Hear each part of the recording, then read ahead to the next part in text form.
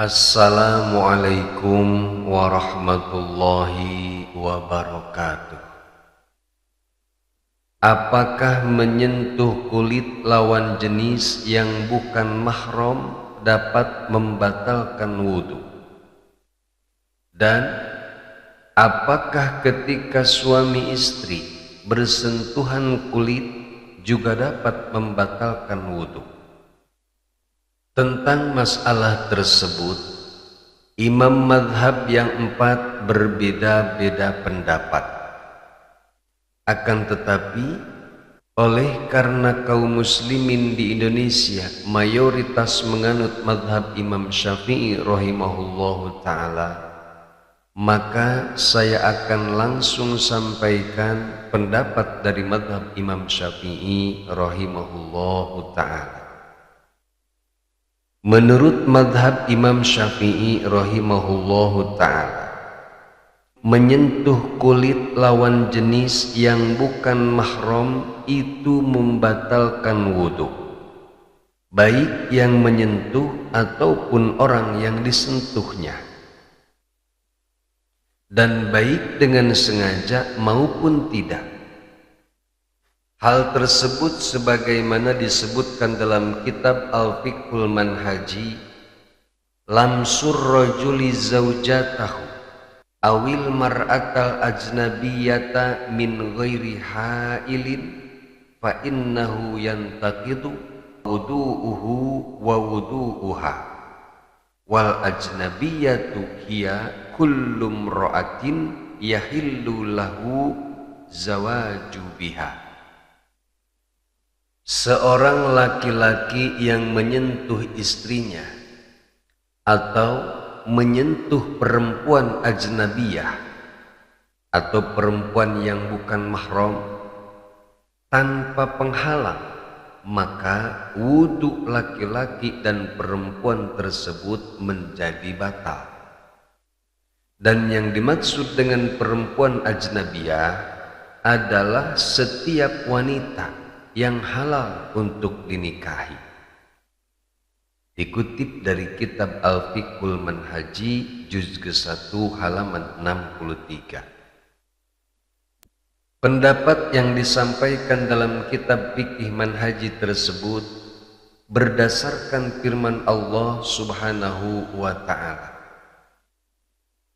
wa in kuntum marada aw ala safarin aw jaa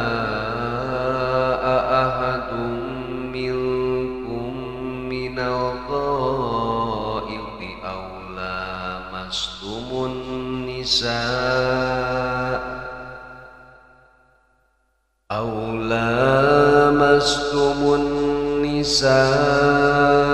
falam tajidu fatayammamu sa'idan thayyiban. Al-ayah.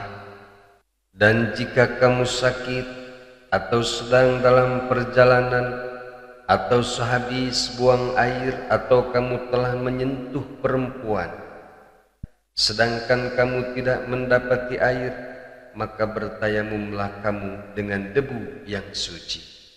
Surat An-Nisa ayat 43. Dalam kitab Al-Muwatta disebutkan tentang penjelasan Abdullah bin Umar radhiyallahu anhu mengenai apa yang dimaksud dengan kata mulamasah dalam ayat tersebut. An Abdullah bin Umar annahu kana yaqulu qublatur rajuli imra'atahu wa jassaha biyadihi minal mulamasati faman qabbala imra'atahu aw jassaha biyadihi fa alaihi alwudu'. Dari Abdullah bin Umar radhiyallahu anhu, beliau berkata, kecupan atau ciuman seorang suami kepada istrinya dan menyentuh dengan tangannya termasuk mulasamah atau bersentuhan.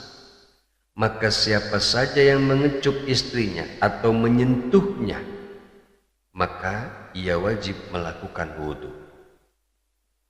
Lalu, bagaimana dengan hadis yang menjelaskan persentuhan Nabi Muhammad SAW dengan sebagian istrinya? Padahal Nabi Muhammad SAW dalam keadaan suci dari hadas kecil. Seperti dalam hadis yang diriwayatkan oleh Sayyidatina Aisyah, an Aisyah zaujin Nabi SAW, annaha qalat, kuntu anamu baina yaday Rasulillahi sallallahu alaihi wasallam wa rizlaya fi qiblatihi fa idza sajada ghamazani faqabattu rizlaya fa idza qama basattuhuma. Dari Sayyidatina Aisyah radhiyallahu anha, yaitu istri Nabi Muhammad sallallahu alaihi wasallam, sesungguhnya ia berkata, saya tidur di dekat Rasulullah Sallallahu Alaihi Wasallam, sedangkan dua kaki saya ada di depan Rasulullah Sallallahu Alaihi Wasallam. Dan ketika Nabi Muhammad Sallallahu Alaihi Wasallam akan melakukan sujud, beliau meraba kakiku dengan tangannya, dan aku menarik kakiku. Dan setelah Nabi Muhammad Sallallahu Alaihi Wasallam berdiri, aku bentangkan kembali kedua kakiku. Sahih Al-Bukhari 369. Maka hadis ini harus diartikan bahwa Nabi Muhammad SAW ketika itu menggunakan penghalang, sehingga kulit beliau tidak bersentuhan langsung dengan kulit istrinya. Sebagaimana keterangan Imam Nawawi dalam kitab Al-Majmu', Al-Jawabu an Aisyah radhiyallahu anha fi wuqu'i yadiha ala batni qadamin Nabi sallallahu alaihi wasallam annahu yahtamilu fawqahil. Jawaban atas hadis Sayyidatina Aisyah radhiyallahu anha tentang menyentuhnya tangan beliau ke tumit Nabi Muhammad SAW, maka hal itu boleh jadi menggunakan tabir. Di samping itu pula, hadis riwayat Sayyidatina Aisyah radhiyallahu anha tersebut masih mengandung beberapa kemungkinan, yakni ada kemungkinan Nabi Muhammad SAW menyentuh menggunakan penghalang, semisal kain atau yang lainnya. Tidak ada kejelasan apakah Nabi Muhammad SAW menyentuh kaki Sayyidatina Aisyah secara langsung atau dengan perantara. Karena itu, hadis tersebut tidak dapat dijadikan dalil untuk menyatakan bahwa menyentuh istri tidak membatalkan wudu. Sebagaimana kaidah yang dikemukakan oleh Imam Syafi'i radhiyallahu anhu, waqa'i'ul ahwali idza tatarraqa ilaihal ihtimalu kasaha saubul ijmali wa saqata bihal istidlal. Beberapa kejadian yang masih menimbulkan berbagai kemungkinan, maka ia tercakup dalam dalil ijma atau global dan tidak bisa dibuat sebagai dalil. Dikutip dari kitab Ghayatul Wusul halaman ke-74.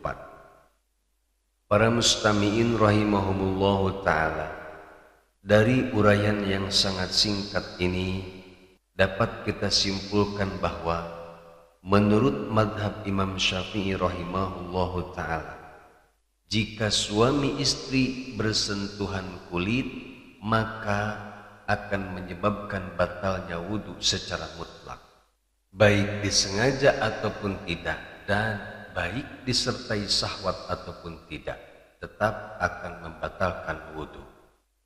Begitu juga bersentuhan kulit secara langsung antara laki-laki dan wanita yang bukan mahramnya dapat membatalkan wudu jika sentuhan itu tidak dihalangi oleh apapun seperti kain, kertas, atau yang lainnya.